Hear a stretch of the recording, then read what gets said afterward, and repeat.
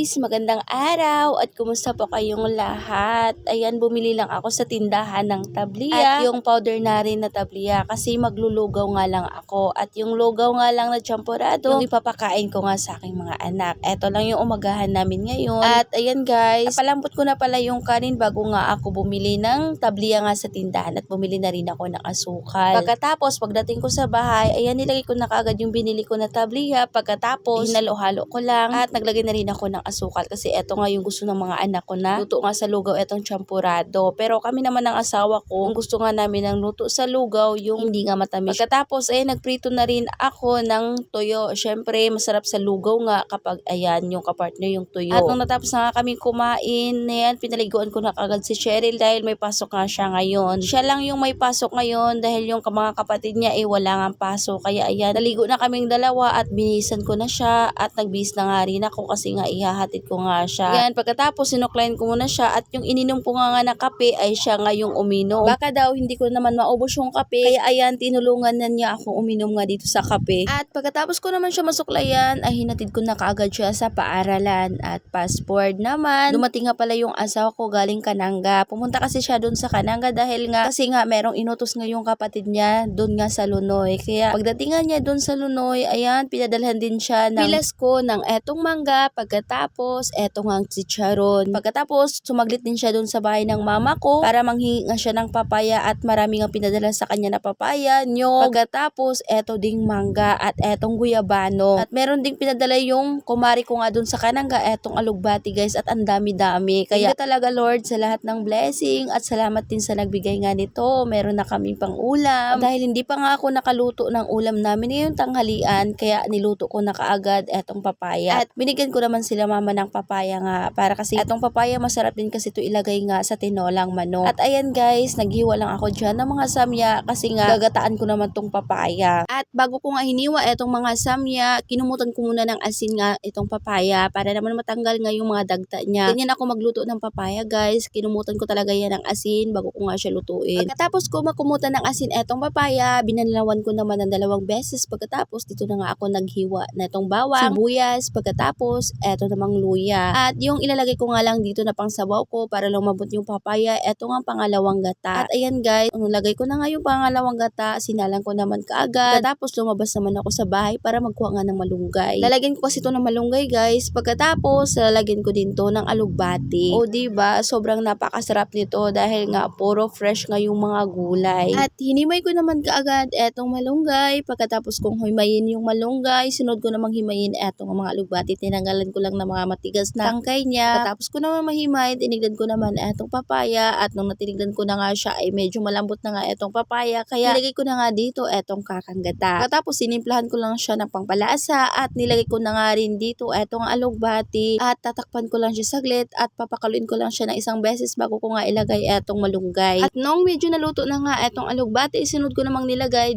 etong ang malunggay. Pagkatapos hinalo-halo ko lang at tinikman ko naman kung okay na ba yung lasa niya at nung okay na nga, ayan, luto ng ating ulam. Kain po tayo at thank you Lord sa lahat ng blessing. At pagkatapos naman, pinahain ko na yung mga anak ko para makakain naman kami ng tanghalian at fast forward naman. Bandang 3:00 naman ng hapon to, ay bigla nga nagutom yung mga anak ko at naghingi nga sa saging. Kaya yung ginawa ko nga sa saging, ayan, gusto ko nga sana prituhin to pero meron nga akong naisip na ibang luto nga dito para merienda. Kaya ayan, binalatan ko na kaagad etong mga saging. Hindi pa masyadong hinog nga itong saging. At pagkatapos kong balatan, ayan, hiniwa-hiwa ko lang ng kanamtamang size lang. Pagkatapos, nung nahiwa ko na nga, nilagay ko naman dito nga sa kaldero. At nung nalagay ko na nga dito sa kaldero, nilagyan ko naman eto nga gata. Ayan guys, lulutuin ko nga lang to sa gata. Pagkatapos, nung naluto na nga siya, yung malambot na nga yung saging, nilagay ko naman dito eto nga asukal. Namiss kong ganitong luto nga sa saging guys. Noon, nung mga malilit pa kami, madalas nga niluluto nga namin dito sa saging ay ganito nga. Pero hilaw nga yung ginagamit namin. Pagkatapos niluluto namin sa gata at nilalagyan nga namin ng asukal. At yung tawagan namin sa ganitong luto dito sa amin ay pinakro. Ewan ko lang sa ibang lugar ko anong tawagan nila dito. At ayan, luto na guys. Kaya pinakain ko na kagad yung mga anak ko. At syempre kahit tanghali guys, pinatinan ko pa rin yan ng kape. O diba, sinong relate dyan? Kahit hapon nagkakape pa rin. At yan lang muna for this video. Maraming salamat po sa inyong panonood. God bless.